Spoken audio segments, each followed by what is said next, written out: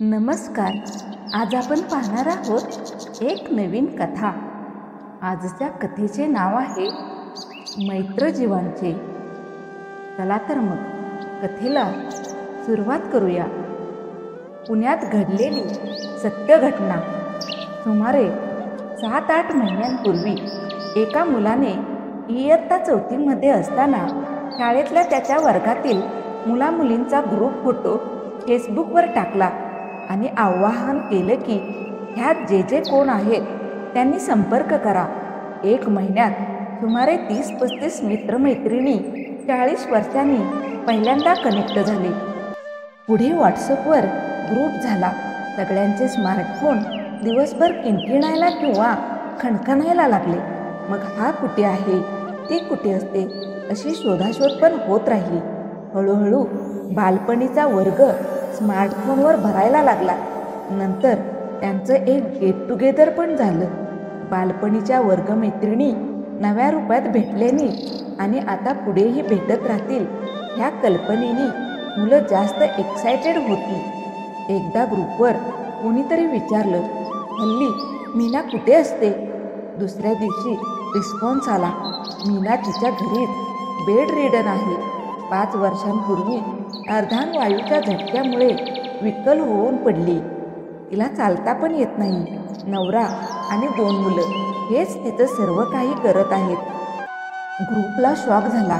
मग सन्नाटा. मग 4-5 मित्रमैत्रिणीत पर्सनल मेसेजची देवाणघेवाण झाली. ग्रुपवर मेसेज आला की आपण मीनाला भेटायला जाऊया. सगळ्यांनी जाणं व्यवहार्य नव्हतं म्हणून मग मीनाशी फोनवर आगाऊ वेळ ठरवून 10-12 मित्रमैत्रिणी तिच्या घरी गेले. तिच्या छोट्या घरात गेल्यावर आपली ही बालमैत्रीण अशी अंथरुणाला खिळलेली पाहून बराच वेळ सगळे निशब्द होते. पण हीच कोंडी फोडायची होती. एकेकाने तिच्याशी संवाद सुरू केला. तिची चौकशी केली. अंथरुणावर पडून राहिलेली मीना भरभरून बोलत होती. तिचा चेहरा, तिचे डोळे सगळंच बोलत होतं. मैत्रिणींनी तिचा हातात हात घेतल्यावर मात्र मीनाचा बांध फुटला. ते आनंदाश्रू होते का तिला उठून बसता येत नाहीये याचं दुःख होतं हे काही कळत नव्हतं. सगळ्यांचेच डोळे भरून आले. ह्या मित्रमैत्रिणींचा तिच्याशी संवाद चालू असताना तिच्या नवऱ्याने आणि मुलांनी खाण्यापिण्याची व्यवस्था केली. ते पाहून सगळ्यांना कौतुक वाटणं आणि गहिवरून येणं हे एकदमच झालं. कोणी मदतीला नसताना कसं करत असतील हे सगळं इतकी वर्ष? आणि मीनाचं काय हे भाव सर्वजण लपवायचा प्रयत्न करत होते. मित्रमैत्रिणी परत जाताना मीनाला सांगून गेले की ह्यातून तिला बाहेर पडायला हवं.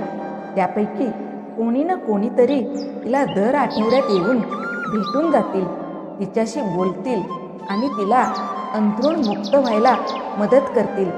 त्या दिवसानंतरची बदललेली मीना ही नवऱ्याने आणि मुलांनी 5 वर्षानंतर पहिल्यांदा पाहिली होती.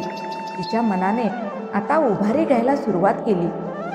आता ह्यातून बाहेर पडायला पाहिजे असं तिला आतून वाटायला लागलं होतं. ह्यात तिला साथ द्यायला तिचं मैत्र होतं. दिलेल्या शब्दाला जागून मित्रमैत्रिणी दर आठवड्याला तिला भेटत राहिले. तिचा आत्मविश्वास दुणावला. 2 महिने झाले.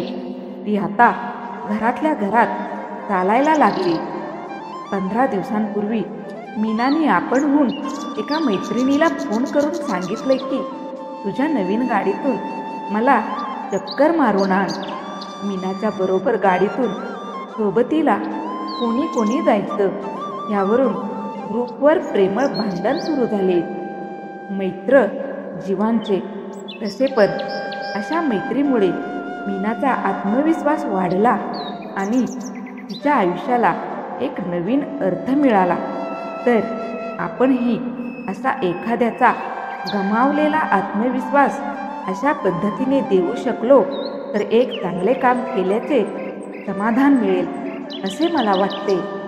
कथा आवडल्यास नक्की लाईक करा, शेअर करा आणि तुम्ही जर चॅनलवर नवीन असाल तर चॅनलला सबस्क्राईब करायला विसरू नका. धन्यवाद.